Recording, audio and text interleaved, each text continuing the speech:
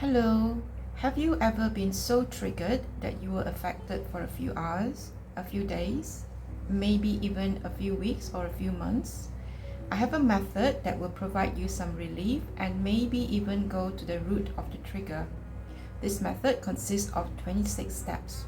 You don't have to do all 26 steps. You may find relief within the first few steps, but it's a good idea to do all 26 steps to get the full benefits.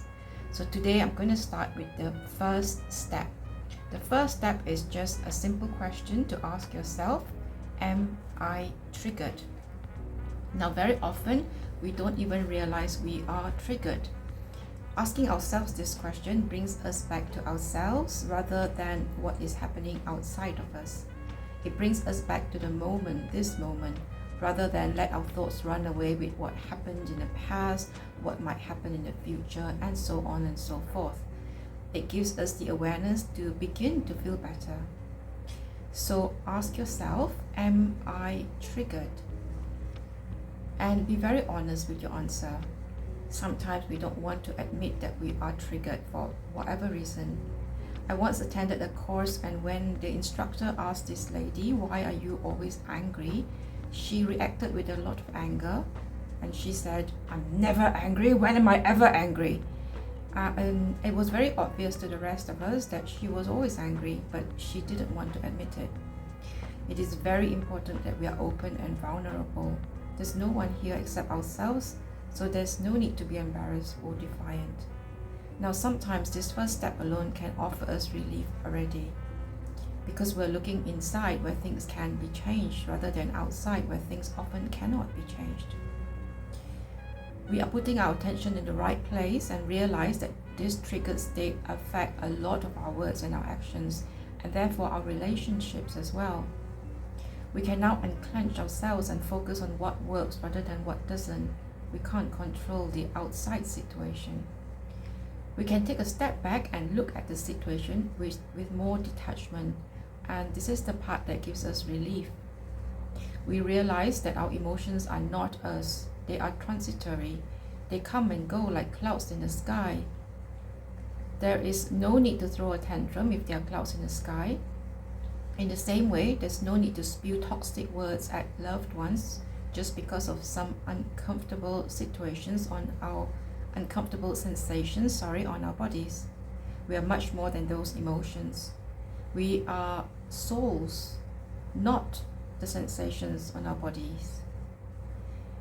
You do not have to believe in souls. You can continue with the steps even if you don't. Now, try to allow the emotion to subside. You can breathe or count. Do what works for you. Now, this step is very important because it is where your internal work starts. Without awareness, you will continue to play the role of the victim, which is what most of us do, at least some of the time. You will forever find justifications for your triggers and not take responsibility for them. You will point your finger at others and not remember to look in the mirror at yourself. You will continue to suffer because the same trigger will come again and again in different forms from different people.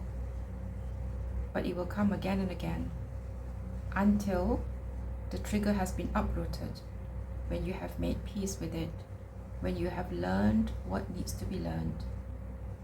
And then it will stop coming. Not because it has stopped coming. Those same people will still be saying those same words and behaving in the same way, but because your mind no longer perceives it, because those people or situations were never the problem in the first place.